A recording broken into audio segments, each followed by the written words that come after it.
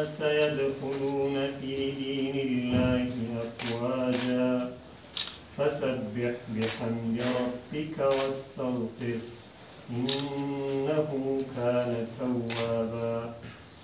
صدق الله العظيم.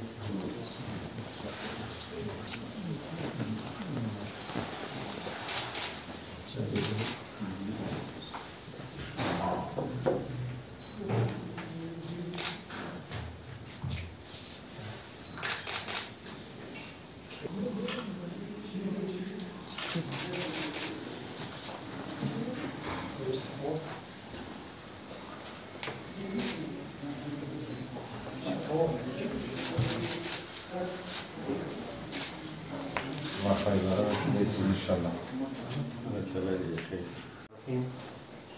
قال رسول الله صلى الله عليه وسلم أنا وكافل اليتيم في الجنة كهاتين وأشار بإصبعيه إلى الصلابة والوسطى. أما بعد دير خوخيم چنن دي بشاير خيرية بنسر دي أفغانستان إسلامي إمارات دي شهر سبزي محترم وزارت سرا داتو نامه لاسلي کرا دي لمخبا Afganistan. Bismillahirrahmanirrahim. İki tane bir hadis şerif okuduk. Şeyle ilgili, yetimlerle ilgili. Ben çok mutluyum buradaki İslam amirlerinin Şehircilik Bakan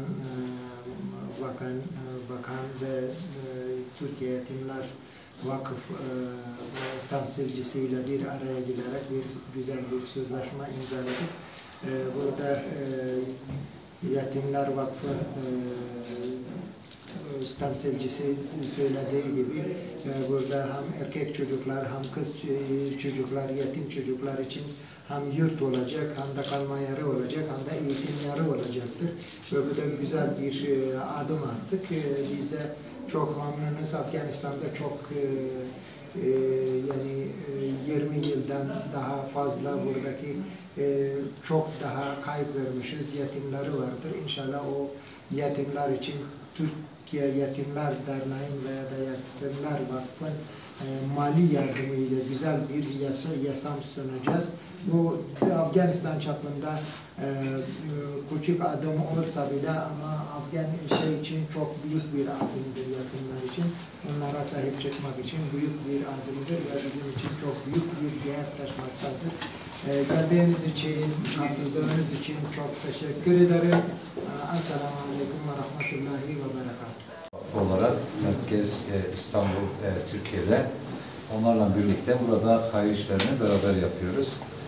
Biz bu vesileyle sağ olsun Bakan Bey bize bir arsa tahsis etti. Şu andaki yetimhanemiz mevcut. Orada eğitim devam ediyor. Burası bitince inşallah buraya taşıyacağız. 96 erkek çocuk, 96 kız çocuk için ayrı ayrı bölümlerde İnşallah yetimhanemizi inşa edeceğiz. Bununla birlikte aynı zamanda meslek eğitim 2000 metrekarelik mesleki eğitim kursları vereceğiz çocuklara. Eğitim alanında başarılı olmayan öğrenciler olursa inşallah onları da meslek eğitimi noktasında eğiteceğiz inşallah.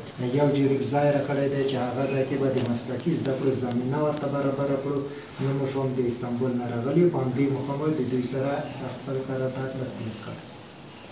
Allah hayırlara vesile etsin. خدای دی خیر و برکت پاکی واچوی دی هاوی دی وسیله سی. الحمد لله والصلاة والسلام على رسول الله. أما بعد